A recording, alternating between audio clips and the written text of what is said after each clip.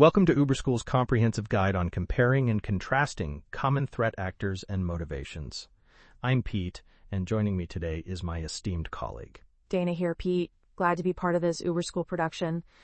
Understanding threat actors and their motivations is crucial for any aspiring cybersecurity professional. It's like knowing your enemy in a game of chess. Couldn't agree more, D-Man. Let's dive right in. First off, can you give us a rundown of the main categories of threat actors we'll be covering today? Certainly, Petey. We'll be discussing 6 key types: nation-state actors, unskilled attackers, often called script kiddies, hacktivists, insider threats, organized crime groups, and shadow IT. Each of these poses unique challenges to cybersecurity. Great breakdown, Dana. Let's start with nation-state actors. These are the big guns in the cyber threat landscape, aren't they? Absolutely, Pete. Nation-state actors are government-sponsored groups with vast resources at their disposal. They employ sophisticated techniques and often target other nations' infrastructure, defense systems, or sensitive government data. It's high-stakes cyber warfare. Sounds intense. How do they compare to, say, unskilled attackers? Well, it's like comparing a professional army to a group of troublemakers with firecrackers. Unskilled attackers, or script kiddies, lack the advanced technical skills of nation-state actors. However, they can still cause significant damage using pre-made tools and scripts available online. Never underestimate them. Good point, Dana. Now let's talk about hacktivists. They're a unique breed, aren't they? Indeed they are, Pete. Hacktivists are driven by ideological motives rather than financial gain.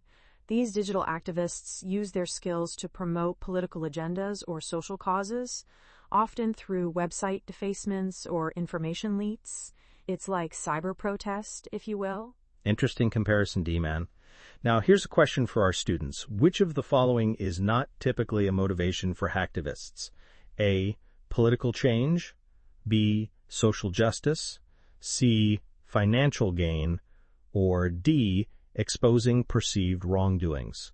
Excellent question, Pete. Students, take a moment to think about it. Remember, understanding motivations is key to identifying and mitigating threats. All right, the correct answer is C, financial gain. Hacktivists are primarily motivated by ideological causes, not money. Dana, can you elaborate on why this distinction is important? Certainly, Petey. Understanding that hacktivists aren't typically motivated by money helps in predicting their targets and methods. They're more likely to go after organizations or individuals they perceive as opposing their cause, rather than those with the most financial assets. This affects how we approach security for different types of organizations. Great explanation, Dana. Now let's move on to insider threats. These can be particularly tricky, right? Absolutely, Pete. Insider threats are individuals within an organization who have authorized access to systems and data. They can be malicious actors intentionally causing harm, or well-meaning employees who accidentally compromise security through negligence or lack of awareness. That sounds like a complex issue to deal with. How do organizations typically address insider threats? Well, Pete, it requires a multifaceted approach. Organizations often implement strict access controls, monitor user activities, conduct regular security awareness training, and establish clear policies and procedures. It's about striking a balance between trust and verification. Speaking of complex issues, I'm reminded of a story about our mutual friend Marcus Cooper. Did you hear about his latest cybersecurity adventure? Oh, here we go again with Marcus Cooper. I've told you, Pete, I've never met the man. But go on, what's this tale? Well, rumor has it that Marcus single-handedly thwarted a nation-state attack by creating a firewall so complex it took the attackers 3 days and 3 nights to even understand what they were up against. He called it his Iron Man in the cave moment. Pete, I highly doubt that's true, but it does highlight an important point about the sophistication of nation-state attacks and the importance of robust defense systems. Let's get back to our topic, shall we? Right you are, Dana. Let's move on to organized crime groups. How do they fit into the cyber threat landscape? Organized crime groups have increasingly turned to cybercrime as a lucrative venture, Pete. These groups often have significant resources and may employ sophisticated techniques for activities like ransomware attacks or financial fraud. They're primarily motivated by financial gain. That sounds serious. How do their motivations compare to those of nation-state actors? Good question, Petey. While both groups often have substantial resources, their motivations differ significantly. Nation-state actors are typically driven by espionage or strategic military objectives, aiming to gather intelligence or gain a geopolitical advantage. Organized crime groups, on the other hand, are primarily after financial gain. Interesting comparison, Dana. Now, let's talk about the last category, shadow IT. This one's a bit different from the others, isn't it? You're right, Pete. Shadow IT isn't a traditional threat actor per se, but rather a practice that can introduce significant vulnerabilities.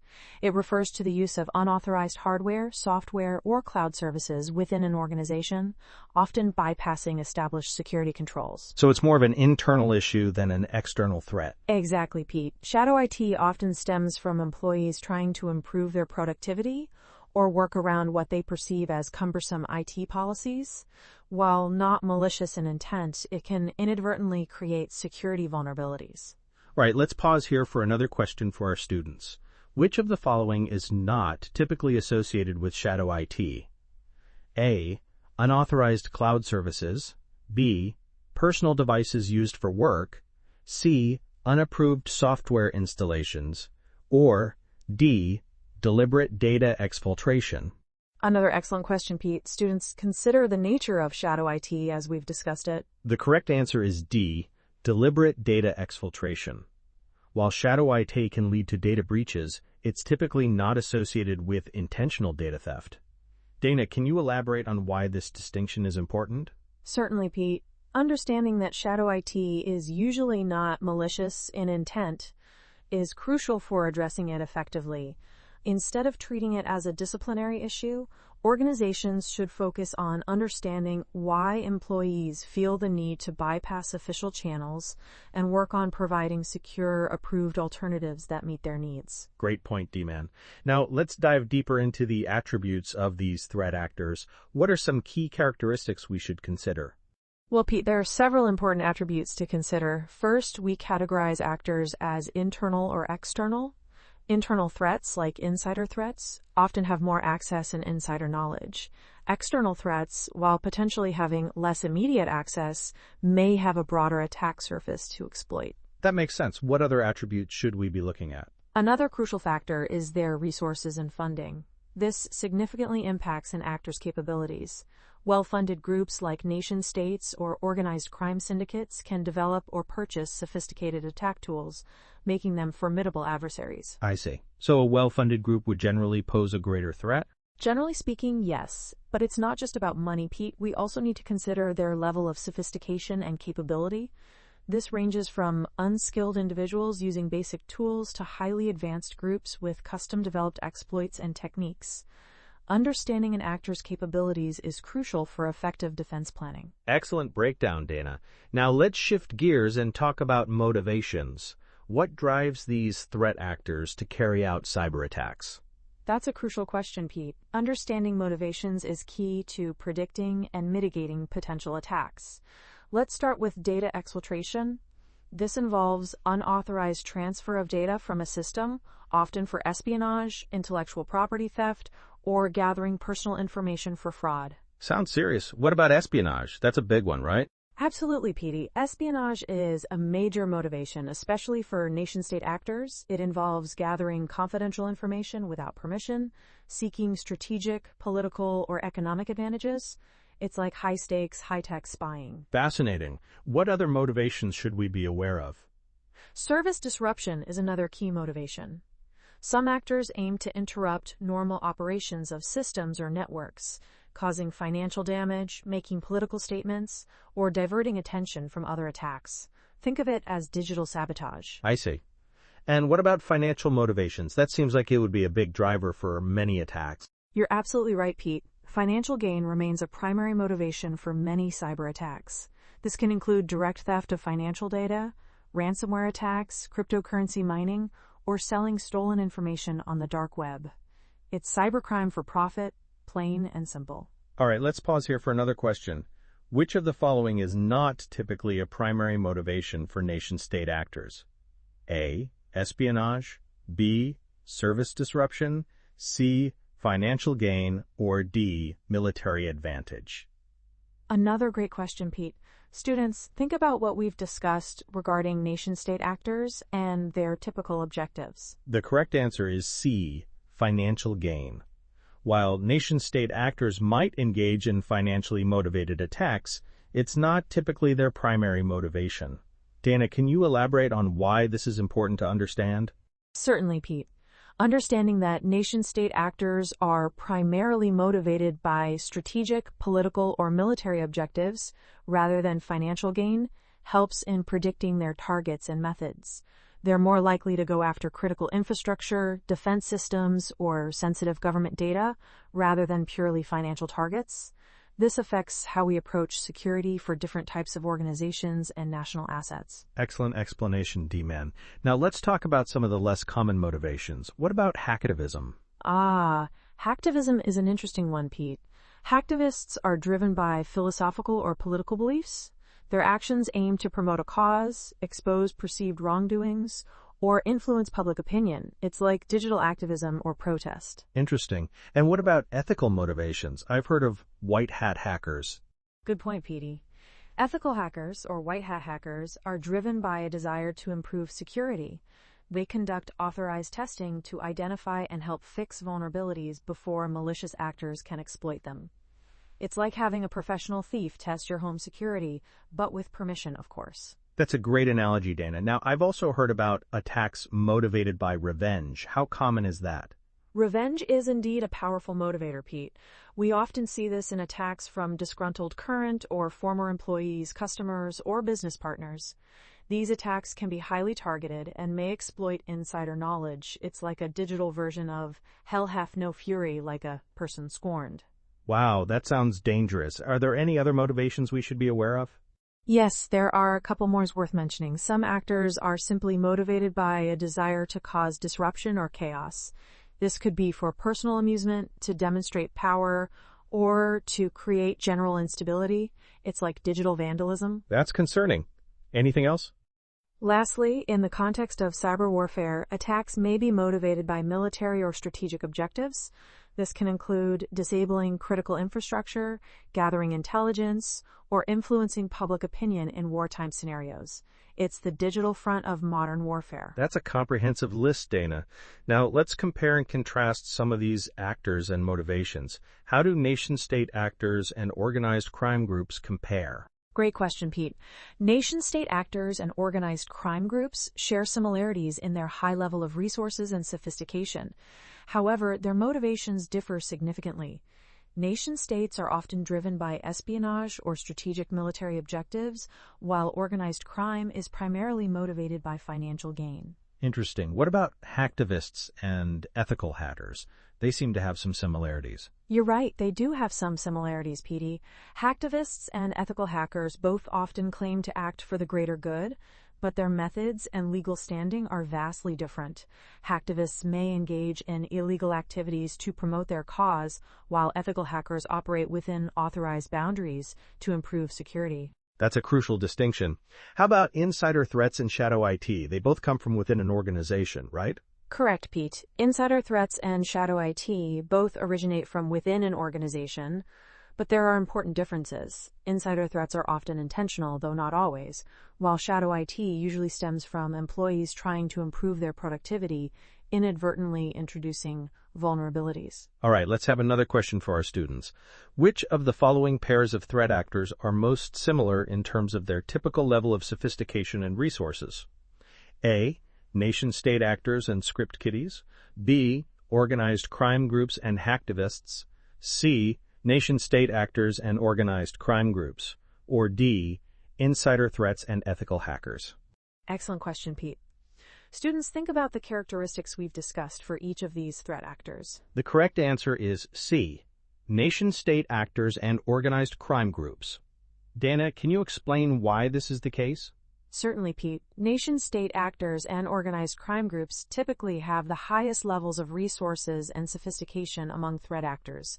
They often employ advanced techniques, have significant funding, and can develop or acquire sophisticated tools.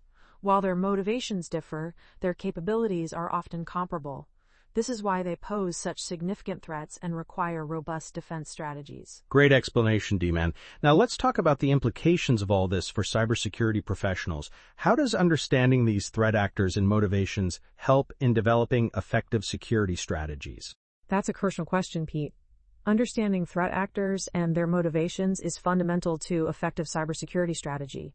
It allows professionals to anticipate potential threats, prioritize defenses, and allocate resources more effectively. Can you give us an example of how this knowledge might be applied? Certainly, Petey. Let's say you're responsible for securing a government agency.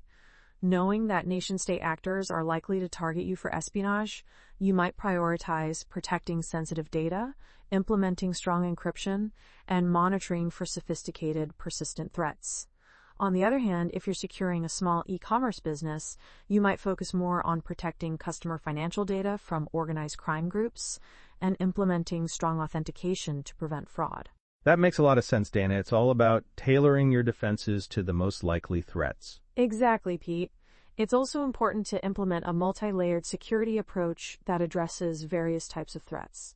This might include robust perimeter defenses for external threats, stringent access controls and monitoring for insider threats, and comprehensive security awareness training for all employees to combat issues like shadow IT and unintentional insider threats. Excellent point. Now, how does understanding motivations help with threat intelligence and predictive security measures? Great question, Petey. Understanding motivations helps in threat intelligence and predictive security measures by allowing us to anticipate potential attacks. If you can predict why someone might target your organization, you can better prepare for and mitigate potential attacks.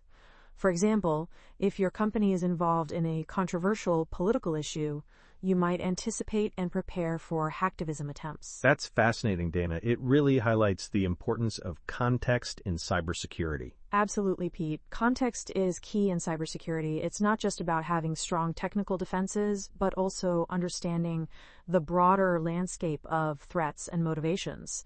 This allows for more proactive and effective security measures. All right, let's have one final question for our students. Which of the following is not a typical way that understanding threat actor motivations helps in cybersecurity? A. Prioritizing defense strategies. B. Anticipating potential attacks. C. Eliminating all possible threats. Or D. Allocating security resources effectively.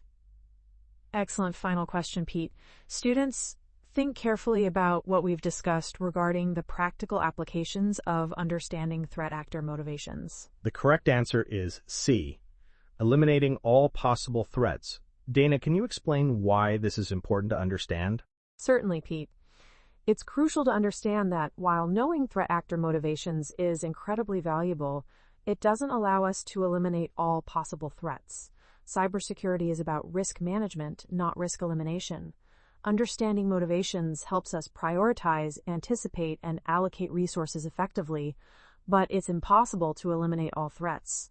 The goal is to reduce risk to an acceptable level and be prepared to respond to incidents effectively. That's a great point, Dana. It really drives home the idea that cybersecurity is an ongoing process, not a one-time fix. Exactly, Petey. Cybersecurity is a constant battle, requiring ongoing vigilance, adaptation, and learning.